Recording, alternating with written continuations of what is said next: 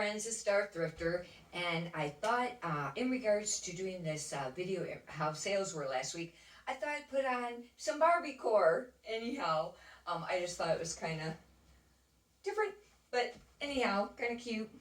It's fun and colorful. But in regards to sales last week, sales have been really slow on eBay the last few weeks. And there's been a few things that's contributed to that, and summer slowed down, and there's different spots I think of the summer that's even a little bit more slower than other times. And I wasn't listening as much because I decided to change the business model from a lot of bread and butter and a little bit more volume, listing, to where I was only trying to pick up things that's got a quicker sell through rate and sells for more money, which is a great business model. But I wasn't finding enough items to really list as much as I'd like every day. I used to list, a long time ago, I list 15 a day, 7 days a week, mostly 7 days a week for a very long period of time. 15 days a week.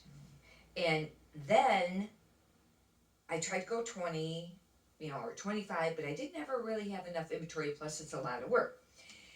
When I started doing this, picking up things with a quicker sell-through rate and sells for more money, I was doing like 10, 11, 15, and then I was missing some days because I was getting depressed because of the sales. Do you do that? Write in the comments.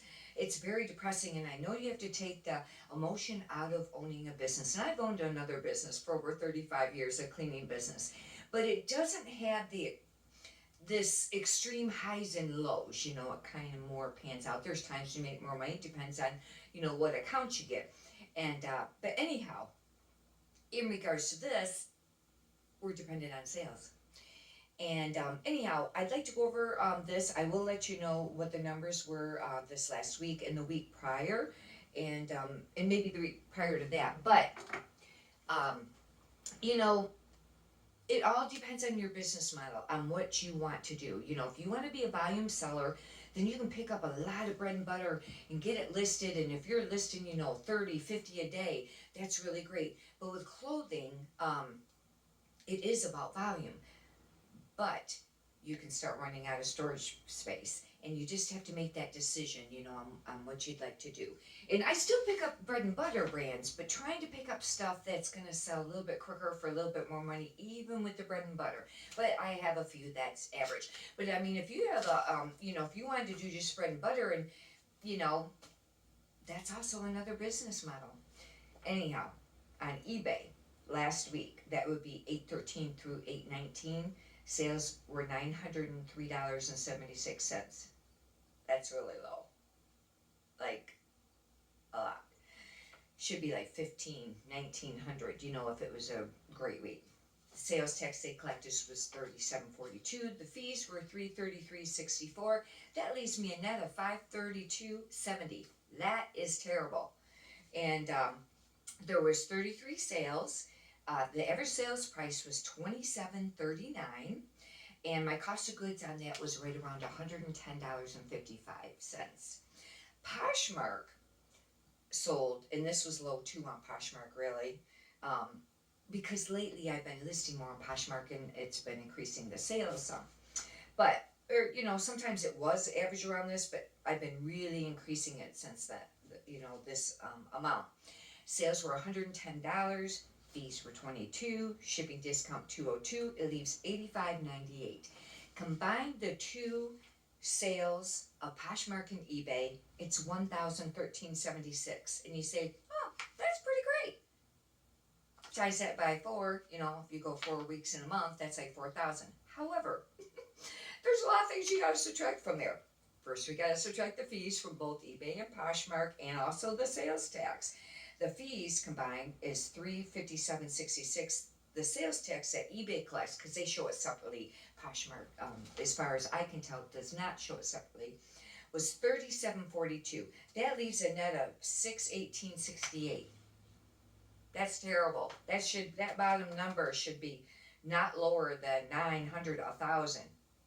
And it really should be more than that. But I mean, you see what I mean? There is a big difference. Oh, Posh collected $3.27 with sales tax.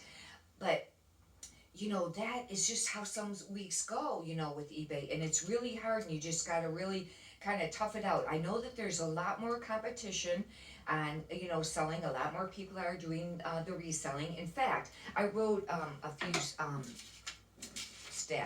statistics here.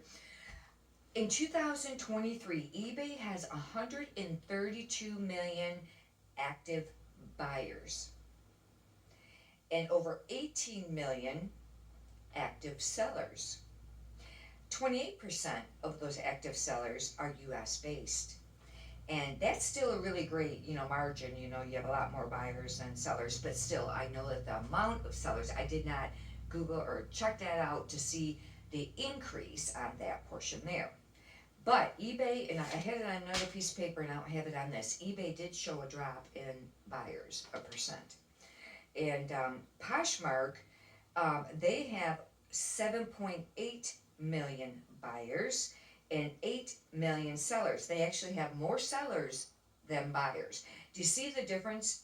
eBay's 132, Poshmark is 7.8 million. There's a huge difference on your market there as far as your audience for getting your things listed. If you've only been selling on Poshmark and doing excellent there, that is great, because there's some people that get on there and just totally rock it. However, if you're looking to add to that, you may want to consider eBay. eBay, if you're coming from Poshmark or wanting to do both, but you've only done Poshmark, eBay has a learning curve. You have to learn all these different facets of it, and it takes a lot longer to list. There's tons of item specifics. However, and you got to pay now to promote, which I don't like that, and the fees have increased. But see the difference? The only thing with clothing is, it's really nice with Posh, because as a rule, they don't usually do returns. There are exceptions, I know, but as a rule, eBay with clothing, you can put on there no returns, but I'll tell you what, I tried that for a while, and it seems like I wasn't getting any sales. I had to add accept returns again. However, I had the buyer pay for the return shipping, because you can start losing a lot of money, because people return it all the time, or a lot, all the time, meaning a lot of the reasons is for fit or didn't like it or whatever. But you almost have to offer it. I did try that free return at one time, but no. And the thing of it is, if you do offer some portion of returns, then you usually don't get as many items as described, because they'll use that. Even if you don't accept returns, they can use item not as described in order to return something, and maybe they'll just pick out one little tiny flaw or something like that. But anyhow, and I understand, people want to get things in really great shape, and I try to make sure that all the stuff I send out is really nice, and if it does have flaws, I try to note it. Once in a while, you're going to miss it. However, it is frustrating once in a while, because, if they're buying something used, they expect it to be brand new condition. But for this percent of the price, where this is how much it costs new, you know what I mean? But anyhow, you just gotta let it go. Remind yourself something too, when you're selling used clothing. How much would you pay for that at a garage sale?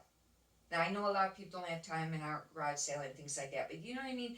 Sometimes that is a benefit to keep in perspective. However, all about getting as much as you can for the item, because if you're doing this for a business or trying to make money, even if it's part-time.